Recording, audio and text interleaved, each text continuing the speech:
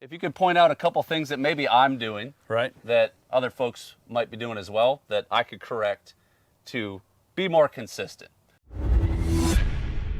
In the competitive world, oftentimes we have to shoot the same pair multiple times. And so what we're looking for is a consistent move. We're looking for consistency in our breaks. We're looking for a good plan prior to say and pull.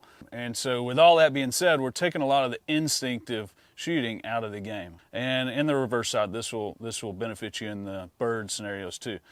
But what we saw earlier today when you were shooting is it was very instinctual. You would kind of let the bird come out, and then you would make a move according to what your eyes saw. As I'm mounting. That's right. So there's a lot of hand motion going on, maybe a bad hold point, too tight towards the trap, causing too much hand motion. And so oftentimes you are outrunning the bird with your hands, okay? And so what we want to do is we want to slow the hands down a little bit and let the eyes do more of the work. Crossing presentations, we're going to bring the gun back about halfway.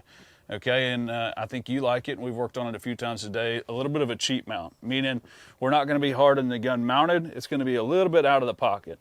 And what that does is it allows you to see the field a little better because you've got the gun as a distraction out of your face. So we're going to let the target come out. What I want you to do, Steve, is we're going to get the hands to intercept with the leading edge of the bird. We're going to move the same speed, same line as the bird, and once we see the target well and everything is moving together, we call it connected, then we're going to take our shot, okay? And sometimes in the scenarios, whether it's true, report, or single, sometimes the connection will be real short, might be only a couple yards in the sky, and then sometimes we might take it a little later if we're not in a hurry.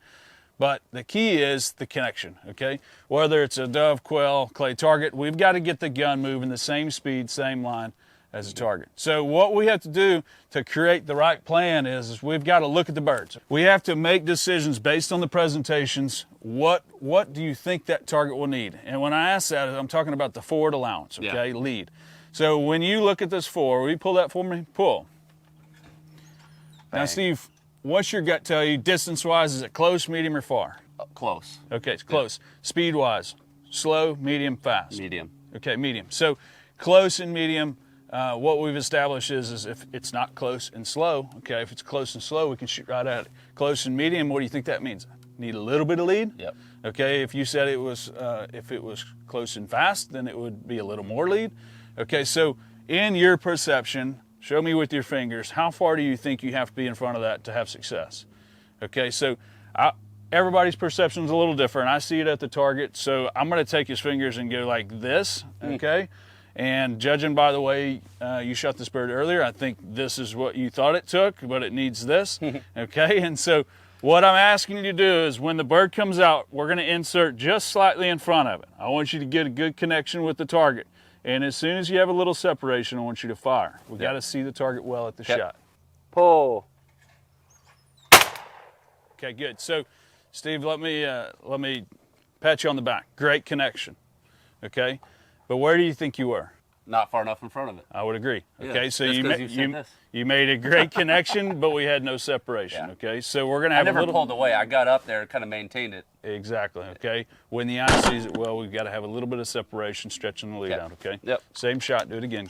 Connection's what matters. Pull. Dead center. Perfect shot. Perfect shot. Okay, so the reason the connection is so important is we rely more on our eyes than anything else, okay? We've got great equipment, we've got knowledge, we've got everything that we need, but we have to rely on our eyes to see it. Example I like to use that makes a lot of sense for people is how fast do you drive? Are you a fast driver or a slow driver? Medium fast. Medium fast? Okay, so when you're in Not the super fast, but medium when fast. you're in the medium fast lane and you pass somebody on the highway, can you see what that person looks like when you go by? No. Okay. Do you think that they can see you? Hopefully not. Okay, so you're moving faster than them and you can't see them well. Okay, so now you pull up next to them, you set the cruise, you're going the same speed. Can you look over and see what they look like? Right. Okay, so what we're trying to do is I'm trying to explain that if the muzzle is moving faster than the target, substantially faster than the target, then we don't see the target well.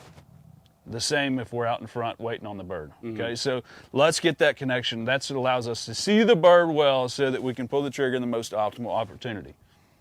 Do you think my hold point was a little far out too, towards the break point? I thought it was a little tight, causing a little bit too much effort early in the shot. Okay. But you tamed it down on the second one. Yeah. So that makes a lot of sense visually. You know, when you have a faster moving object that steals your attention, matching target speed is essentially what you're saying. So there's 3 points to every shot. You've got your focal point, you've got your hold point, and then you've got your break point. A lot of people don't put much emphasis into the focal point. Okay, focal point's where we're going to start our eyes. So on this particular presentation, we can't see the machine. It's in a little structure over here. And so what we have to do is we have to kind of imagine the line of that bird, and we have to place our eyes in the line. Because if I look at the ridge line or I look down at the ground, then when he comes out, my peripheral vision will catch it, but I won't see him well till he's over here. But if I get my eyes in the line of the bird, okay, you see the mistletoe in that tree there? That's about 40 yards away. Mm-hmm. Okay, so that's just under the line of the bird. If your eyes are just above that mistletoe when you say pull, I promise you, you're going to see that bird really, really clear. Okay, the key is to have that focal point in the line of the bird. Right. Okay, let's try it. See if you see that bird well. Pull. That's good. You were connected with that one early. That was a good shot. Yep. So the beauty of, kind of the way we're approaching this is it doesn't matter if the target's at 20, 25 yards like what we're shooting, or if it's at 55 yards like we're going to shoot here a little bit off the castle. So we just have to ask ourselves that questions: how fast is it? How far is it? Speed determines lead. Distance is a factor. Okay. And so as you can imagine, when the target gets faster, it needs more what? Lead. Yes. Okay. When we get further away, not only is the target smaller, but we have to give the shot time to get there. So we have to be more in front, more lead. Okay. And so obviously in a field scenario, it's a little more instinctive. The hands go there, but that's why we train on clay targets and get ourselves proficient for the field. Now, here's a big part where I struggle. Right. Like, I feel pretty good on that bird now. Yep. Now that I've calmed down, the way I'm seeing it, the way you've coached it, everything is slowed down. Right. But now when I know there's another one coming, I got to transition, that transition period from hitting that first one to moving to that true pair. Yeah. Oftentimes when you say the word pair, everybody throws everything they know out the window. Yeah. Okay. Yeah. But what I try to explain is we're simplifying the game a little bit. But a report pair, which is what we were talking about earlier, where you call pull for the first one, when you shoot it, they send the second one. Okay, it's the most common pair in a sporting clay scenario. All that is two singles. So when we make our plan, we've got our focal point, our hold point, and our break point. We also have all of those for the second bird. Okay, and so when you fire on the first one, the gun is going immediately to your second hold point, and your eyes are going back to where the target's coming from. Mm-hmm. Okay, and so we treat that report pair like it's two singles, and it really slows the pair down.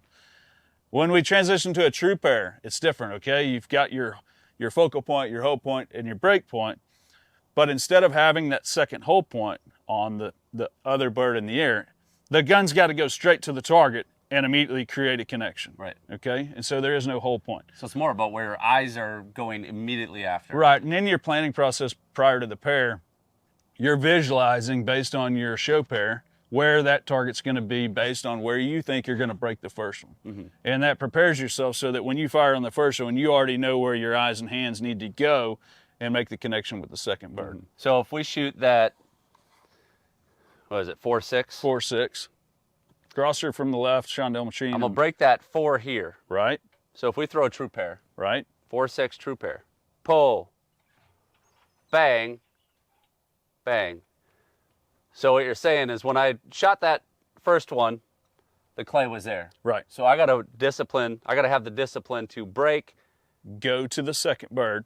Okay, so I can get my eyes there, but where's my gun going in the meantime? Your gun is going to the leading edge of that bird to create the connection. Okay. Okay. Should we try it? Absolutely. Pull. Smooth transition between birds. Okay, so you knew and you had a conscious picture of what that bird was going to look like. So there was no sporadic movement. There was no reaction. Your gun went over to it at a calm speed, turned the corner, connected, and fired. You're right in the middle of both of them. Now, what that looks like to me is it was a efficient move. Okay, not a lot of extra gun movement, and that's really important in our sporting clays because the most challenging part of the game is in sporting clays, we have to do that 3 or 4 more times. Yeah. Okay, you're shooting 8 targets on a station, so which is 4 pairs. So when we have success like that and make a good move, we've got to know how to do it again and again and again. The big thing I've noticed, like I can shoot well But consistently shooting well is a different thing. Right. A lot of hunters that get into sporting clays, they come in with a little bit more of an instinctive move, and our instincts are great. But typically, your instincts are going to carry you through the first pair, and then you're going to miss one on the second pair, hit one on the third pair, and maybe hit or miss the last pair. So you get out of there with a 4 or 5 out of 8, and you're not mad, but you're not real happy, right?